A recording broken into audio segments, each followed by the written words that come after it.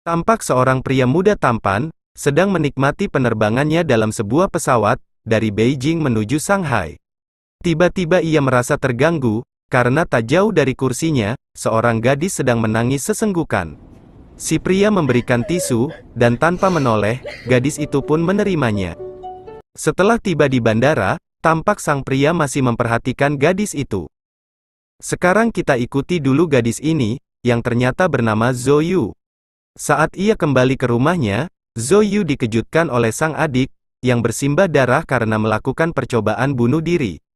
Setelah dibawa ke rumah sakit dan kesehatannya berangsur membaik, Zhou Yu mulai menanyakan penyebab adiknya sampai nekat melakukan bunuh diri. Setelah mengecek ponsel adiknya, tampak puluhan SMS yang tak terjawab, dan sebuah foto seorang pria. Zhou Yu menyangka, pria itulah penyebab adiknya berbuat nekat.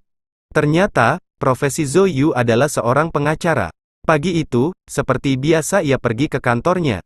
Kemudian kepada rekannya yang bernama Gao, ia menanyakan foto pria yang berada di ponsel adiknya. Dan ternyata pula, Gao mengetahui pria itu bernama Lin Qizeng. Dia adalah seorang bos muda pada perusahaan Zilin Group, perusahaan ternama di kota Shanghai ini. Dengan langkah pemberaninya, Zhou Yu langsung mendatangi kantor Zilin Group, untuk melabrak bos besar mereka. Sekuriti kantor sempat melarang Zhou Yu untuk masuk, karena Tuan Lin, begitu mereka memanggil bos mereka, sedang ada meeting. Namun Zhou Yu, tetap memaksa untuk masuk. Ternyata, Tuan Lin yang dimaksud, adalah pria yang memberi tisu pada Zhou Yu, saat di pesawat. Tuan Lin masih mengingatnya, namun Zhou Yu tidak tahu, karena saat itu ia tidak melihatnya. Kemudian Zhou Yu menanyakan perihal adiknya, dan sejumlah SMS yang dikirimkan. Namun Tuan Lin ternyata tidak mengenali adiknya, bahkan ia memberikan ponselnya untuk diperiksa oleh Zhou Yu. Dan ternyata pula adik Zhou Yu adalah karyawan di Zilin Group. Namun karena jumlah karyawan yang ribuan orang, Tuan Lin tetap tidak mengenali adik Zhou Yu. Kemudian Zhou Yu mengatakan adiknya akan berhenti bekerja di perusahaan Zilin Group. Namun Tuan Lin menolak, karena menurutnya, karyawannya tidak bisa begitu saja keluar dan masuk perusahaan Zilin Group, karena harus melalui proses panjang lebih dahulu. Dan dengan kesal, Zhou Yu pun keluar dari ruangan itu. Setelah dipaksa untuk berterus terang, barulah Zhou Yu tahu bahwa selama ini, adiknya sangat terobsesi oleh Tuan Lin. Ketampanan pemilik perusahaan Zilin Group itu, telah membuat adiknya tergila-gila. Rupanya saat adiknya itu sedang bekerja, ia sering memandangi Tuan Lin, dari kejauhan. Suatu ketika, saat Zhou Yu dan Gao sedang berbincang di kantor mereka, tiba-tiba ia menerima telepon bahwa seorang kliennya, sedang melakukan protes keras pada majikannya, dengan cara mencoba bunuh diri melompat dari atas gedung yang tinggi. Ternyata kliennya itu adalah seorang buruh bangunan, yang meminta gajinya untuk didahulukan karena istrinya sakit, namun pihak pengelolanya tidak mendengar, hingga ia berbuat sedemikian nekat. Perusahaan Zilin Group adalah pemilik bangunan yang sedang dibangun itu. Dan Tuan Lin sendiri, sudah berada di sana. Ia menyuruh asistennya untuk membawakan uang, sebagaimana permintaan sang buruh yang nekat itu. Namun sang buruh hanya ingin pengacaranya yaitu Zhou Yu, yang naik membawakan uang untuknya. Mengetahui Zhou Yu yang fobia akan ketinggian, Tuan Lin ikut naik untuk mendampingi. Dan setelah melalui semua rintangan yang ada, Tuan Lin dan Zhou Yu akhirnya berhasil menyelamatkannya. Zhou Yu berterima kasih pada Tuan Lin karena telah membantu menyelamatkan salah satu kliennya. Terlihat sebaliknya pula, tampak Tuan Lin juga kagum pada Zhou Yu, seorang pengacara muda cantik yang pemberani. Setelah pembicaraan selesai, mereka pun berpisah untuk kembali ke rumah masing-masing. Sikap baik dan romantis Tuan Lin tergambar, saat Zhou Yu hendak berlalu, namun tiba-tiba turun hujan, di mana bos pengusaha Zilin Group itu, mau mengantar Zhou Yu sampai rumah.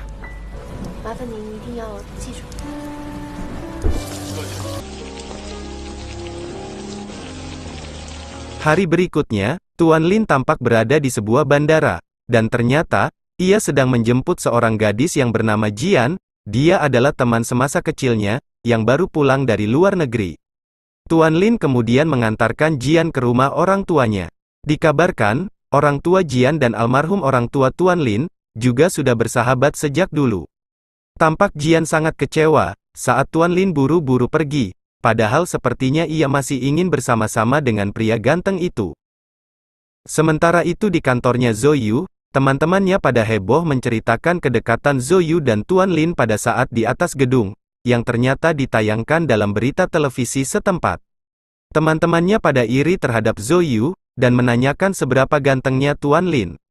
Mendengar Zhou Yu dekat dengan presiden perusahaan besar Zilin Group, atasan Zhou Yu merasa, itu adalah kesempatan mereka untuk membangun kerjasama.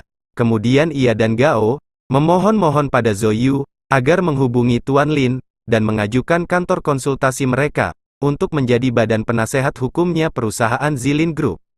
Tadinya, Zhou Yu tidak mau menuruti perkataan mereka, karena ia merasa baru 2 kali bertemu dengan Tuan Lin, itu pun pertemuan yang tidak disengaja. Namun karena Gao dan atasannya itu terus memohon-mohon, akhirnya Zhou Yu pun mencoba menghubungi Tuan Lin, dan akhirnya, beruntung Tuan Lin sangat baik, ia memberi kesempatan dan membuat sebuah pertemuan, untuk Zhou Yu dan rekan-rekannya, agar memperkenalkan perusahaan hukum mereka, dalam sebuah interview bersama para petinggi Zilin Group. Selesai interview, Zhou Yu, Gao dan atasannya, tampak gelisah menunggu keputusan, dan setelah sekian lama menunggu, lewat suara telepon, Zilin Group mengkonfirmasi bahwa perusahaan mereka, telah diterima sebagai badan penasehat hukum, untuk perusahaan besar pimpinan Tuan Lin itu. Mereka pun merayakannya dengan menggelar pesta kecil-kecilan di kantor. Karena pesta itu, Zhou Yu jadi pulang agak larut. Baru saja ia turun dari taksi, tampak sopir pribadinya Tuan Lin sudah menunggunya. Ia berkata bahwa majikannya itu, ingin bertemu Zhou Yu sekarang juga. Dan Tuan Lin sepertinya sudah lama menantikannya. Malam itu tanpa basa-basi, Tuan Lin mengungkapkan perasaannya bahwa ia sangat menyukai Zhou Yu sejak pertama melihatnya. Namun Zhou Yu tidak begitu saja mempercayainya, ia berkata bahwa tidak semua gadis, percaya akan cerita dongeng Cinderella. Yang artinya, mana mungkin seorang presiden Zilin Group yang kaya raya, mau mencintai gadis biasa seperti dirinya. Dan karena malam sudah sangat larut, Zhou Yu pamit untuk pulang. Sampai di rumah, terlihat adiknya baru saja selesai mandi, karena ia juga baru saja pulang dari kerjaannya. Zhou Yu sangat senang dengan kesehatan adiknya, yang sudah benar-benar pulih. Kemudian, ia menasihati sang adik, agar jangan terlalu berharap dengan Tuan Lin yang menjadi idola adiknya itu, apalagi mereka tidak saling kenal. Rupanya, adiknya tahu kebersamaan Zhou Yu dan Tuan Lin, saat di atas gedung, entah iri atau cemburu, sang adik kemudian melengos pergi. Entah ide gila atau konyol, Zhou Yu dan temannya Gao, mencoba menjodohkan adiknya Zhou Yu dengan ponakannya Gao. Semua itu mereka lakukan agar adiknya Zhou Yu bisa melupakan obsesinya terhadap Tuan Lin. Berkas kerja yang menumpuk, memaksa Zhou Yu, mengerjakannya sampai malam. Tiba-tiba ponselnya berdering, dan ternyata Tuan Lin menyuruh Zhou Yu untuk menemuinya malam itu juga. Karena menyangka ada urusan bisnis, dia pun segera menemui Tuan Lin yang sudah menunggunya. Namun ternyata, Tuan Lin mengajaknya untuk makan malam. Kali ini Presiden Zilin Group itu menginginkan pembicaraan yang pribadi. Kemudian ia menanyakan, kenapa Zhou Yu menangis di pesawat, saat mereka pertama bertemu. Dengan malu-malu, Zhou Yu menerangkan bahwa saat itu ia baru saja mengurus perceraian dengan suaminya di Beijing. Kemudian saat pulang, ia tak kebagian pesawat kelas ekonomi, jadi karena ingin cepat kembali ke rumah, ia terpaksa mengambil kelas utama di pesawat itu, padahal uangnya tinggal pas-pasan. Tuan Lin tersenyum mendengar penjelasan Zhou Yu, tidak terlihat perubahan ekspresi dari dirinya saat tahu, Zhou Yu pernah bersuami. Zhou Yu pun hanya bisa terdiam saat Tuan Lin kembali menyatakan cinta padanya. Bahkan, ia segera beranjak pergi, saat dengan penuh perasaan, Tuan Lin mencoba untuk menciumnya. Sampai di rumah, Zhou Yu masih memikirkan kejadian tadi, karena jauh di dalam hatinya, ia pun sangat mengagumi Tuan Lin. Namun bukan hanya perbedaan status, yang membuat ia ragu untuk menerima cinta bos Zilin Group itu, tapi ia juga tidak bisa membayangkan, bagaimana perasaan sang adik, bila ia tahu, dirinya punya hubungan khusus dengan orang yang selama ini adiknya idolakan. Siang hari itu, saat Zhou Yu sedang berada di ruang kantor, tampak Tuan Lin datang ke sana, diiringi teriakan histeris teman-teman Zhou. Namun, Zhou malah kurang senang dengan kedatangan Tuan Lin yang mendadak dan menurutnya kurang sopan. Kemudian ia pun menyuruhnya untuk pergi karena membuat gaduh seisi kantor.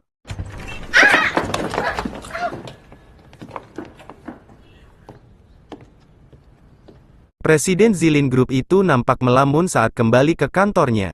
Terlihat ada seorang wanita datang menemuinya, yang ternyata dia adalah Jian. Jian disuruh ayahnya untuk menemui Tuan Lin, di mana sang ayah yang gedung kantornya tepat di depan mereka, menyampaikan salam untuk Tuan Lin. Ayahnya Jian adalah presiden dari salah satu perusahaan raksasa di Shanghai.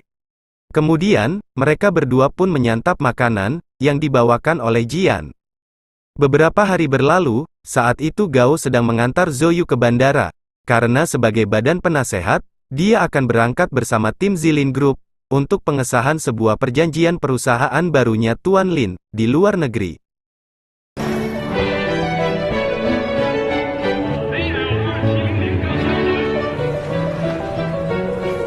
Zhou sangat tertegun, ketika melihat ribuan karyawan, yang bekerja di anak perusahaannya Zilin Group di sana. Dalam sebuah perjalanan, ia sempat berbincang dengan salah satu karyawan setia Zilin Group. Ia berkata bahwa ibunya Tuan Lin, meninggal di kota ini, saat usia Tuan Lin baru menginjak 10 tahun. Sejak itu ia dikirim ke Amerika, untuk bersekolah di sana, dan selang beberapa tahun ayahnya pun meninggal, sehingga ia kembali ke Shanghai untuk memimpin Zilin Group. Tuan Lin sebenarnya adalah sosok yang kesepian, sejak kecil hingga remaja. Ia sudah disuguhi pekerjaan dan tanggung jawab yang besar di perusahaan Zilin Group.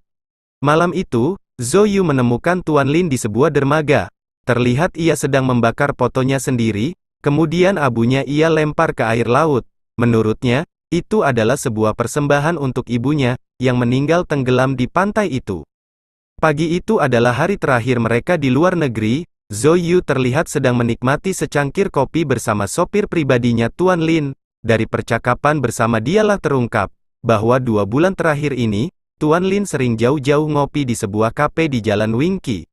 Walau kopinya tidak enak, entah mengapa hampir tiap pagi, Tuan Lin menempuh jarak yang jauh, hanya untuk ngopi di tempat itu.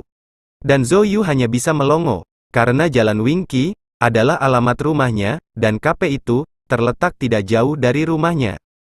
Maka di pagi itu, setelah mereka kembali pulang ke Shanghai, Zhou mencoba membuktikan ucapan sang sopir, dan rupanya benar, jauh-jauh Tuan Lin datang ke sana, ternyata hanya untuk melihat dirinya, walau hanya dari kejauhan. Saat Zhou membalik, menghampiri dan mempergokinya, tampak Tuan Lin tersipu malu. Kemudian ia pura-pura terkejut, dan hendak memesankan kopi untuk Zhou. Namun karena hari telah siang dan takut telat, Zhou segera berlalu dari sana. Melihat Zhou yang pergi begitu saja, Tuan Lin kemudian mencoba menelponnya. Dan kembali dengan sungguh-sungguh, ia mengungkapkan bahwa sangat mencintai dirinya. Dan entah mengapa, kata-kata cinta Tuan Lin kali ini, membuat hati Zhou bergetar.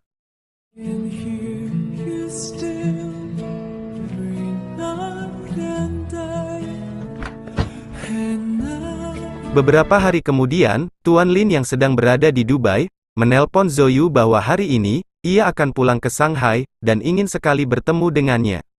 Namun ternyata hari itu, Zhou ada jadwal terbang ke Beijing, untuk mengerjakan urusan kantornya yang harus segera ia tuntaskan. Walau hanya beberapa saat saja, Tuan Lin memaksa ingin bertemu, dan ia memohon pada Zhou agar menunggunya di bandara.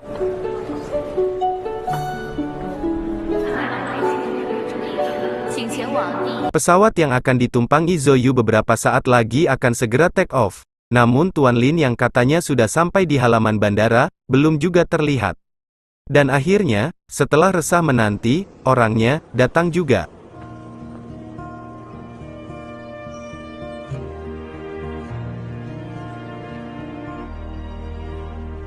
Yang lebih mengejutkan lagi, ternyata Tuan Lin mempunyai tiket juga, yang artinya ia akan menemani Zhou ke Beijing.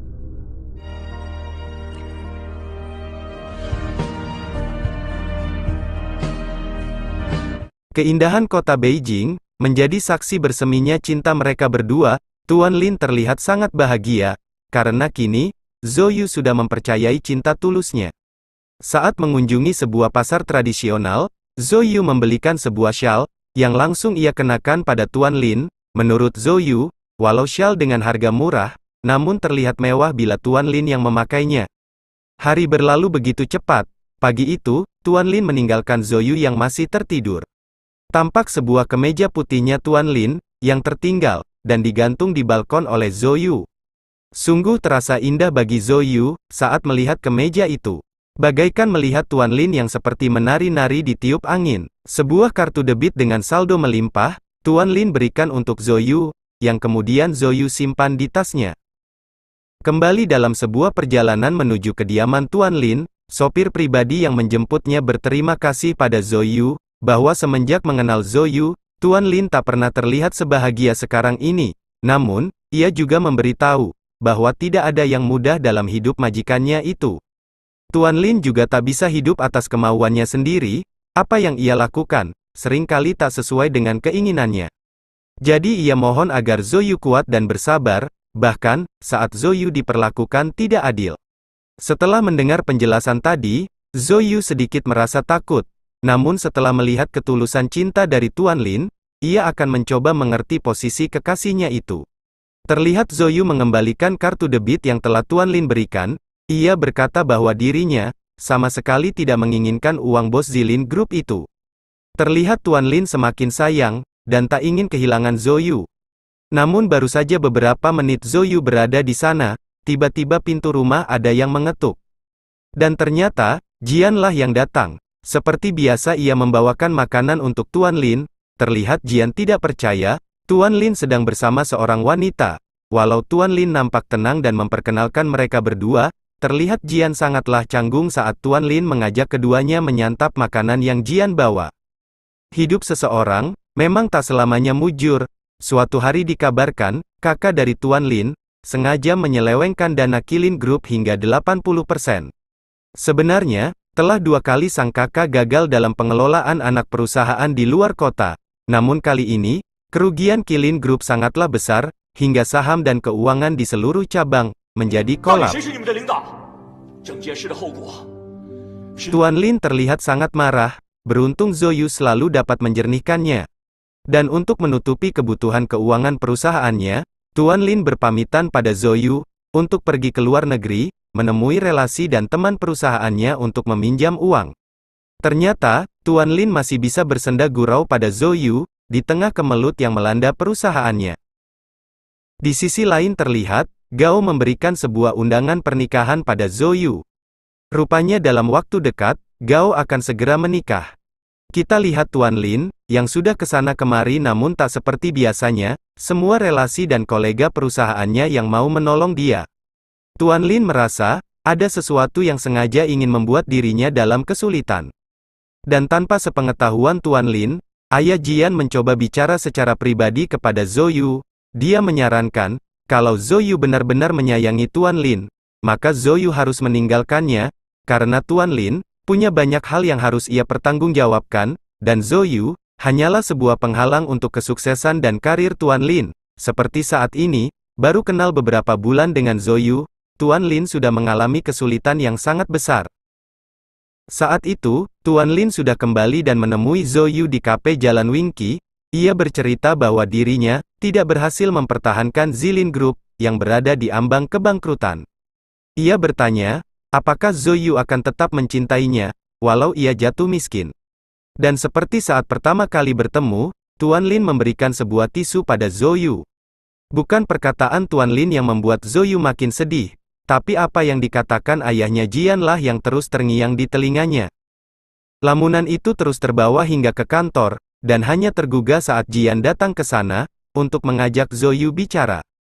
Jian mencoba memberitahu bahwa dirinya telah mengenal Tuan Lin sejak kecil, dan saat ini, Tuan Lin sedang dalam fase terendahnya. Ia kemudian bertanya, apa yang bisa Zhou Yu lakukan untuk Tuan Lin saat ini? Dan Jian juga bilang, hanya dia dan ayahnya yang mau peduli pada Tuan Lin. Perusahaan besar ayahnya siap merangkul dan akan meminjamkan dana raksasa untuk perusahaan Zilin Group yang sedang terpuruk, sehingga akan menyelamatkan karir Tuan Lin, dan juga ribuan karyawannya yang terancam PHK. Namun semua itu, akan Jian dan ayahnya lakukan, kalau Zoyu yang menjabat sebagai badan penasehat hukum Zilin Group, mau menjadi saksi dan menandatangani buku perjanjian pranikah antara Tuan Lin dan Jian. Malam harinya, meski sedang hujan yang begitu derasnya, Tuan Lin datang ke rumah Zoyu. Ia mencoba menjelaskan semuanya bahwa dia memang menerima kebaikan perusahaannya ayah Jian, namun ia tidak tahu kalau persyaratan mereka sangat tidak adil dan mengorbankan Zoyu. 我接受，求你是这样的，不要脸！我是个特别好的妻子。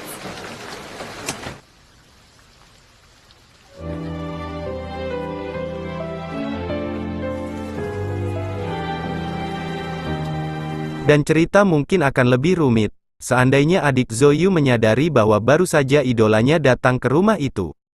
Dan keesokan harinya, adalah hari yang paling menyakitkan, di mana Zoyu akan berperan sebagai saksi, sekaligus pengesah yang akan menandatangani janji pranikah antara Tuan Lin dan Jian. Zoyu mencoba tegar, dengan menampilkan senyuman, tatkala ia dengan sukses memimpin acara itu. Barulah ketika acara usai, ditemani goyang keheranan, Zoyu nampak sudah tak tahan lagi menahan kesedihannya, ia berteriak dan menangis, sejadi-jadinya. Pada saat perayaannya pernikahan Gao, tiba-tiba Tuan Lin datang karena mencari Zoyu, yang saat itu memang sedang berada di sana. Nampak adik Zoyu semakin tegang, yang mana sejak kemarin, ia sudah mencurigai ada sesuatu antara kakaknya dan Tuan Lin.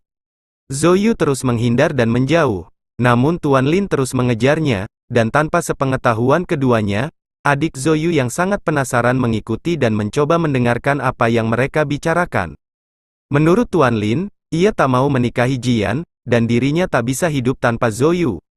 Ia pun sudah bosan, hidup diatur oleh uang. Ia mengajak Zoyu untuk mengulangi hubungan mereka dari awal lagi, walau ia harus kehilangan perusahaan Zilin Group. Ia mengajak Zoyu untuk pergi jauh-jauh, dan hidup sederhana berdua. Mendengar semua ketulusan Tuan Lin, Zoyu hanya bisa menangis dan memeluknya. Dan saat suasana sedang syahdu-syahdunya, tiba-tiba ponsel Zoyu berdering. Dan alangkah terkejutnya Zoyu, saat mendengar suara adiknya di seberang sana, yang mengaku sedang berada di atas gedung tinggi dan mengancam untuk bunuh diri lagi. Dia merasa cemburu, sakit hati dan dibodohi oleh Zoyu, karena diam-diam selama ini kakaknya berpacaran dengan Tuan Lin.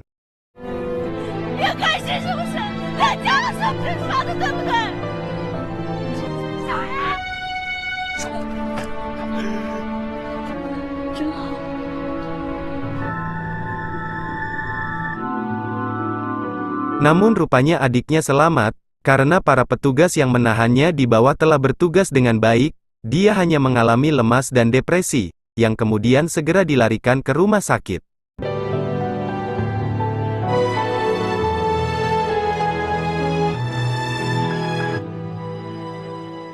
Kisah percintaan Tuan Lin dan Zoyu sungguh sangat tragis, bila diteruskan, maka akan ada jiwa yang terkorban dan tersakiti oleh cinta mereka. Di akhir film, terlihat mereka hanya bisa saling mengenang, akan cinta suci mereka berdua, yang mungkinkah bisa bersatu. 你围着他，围巾。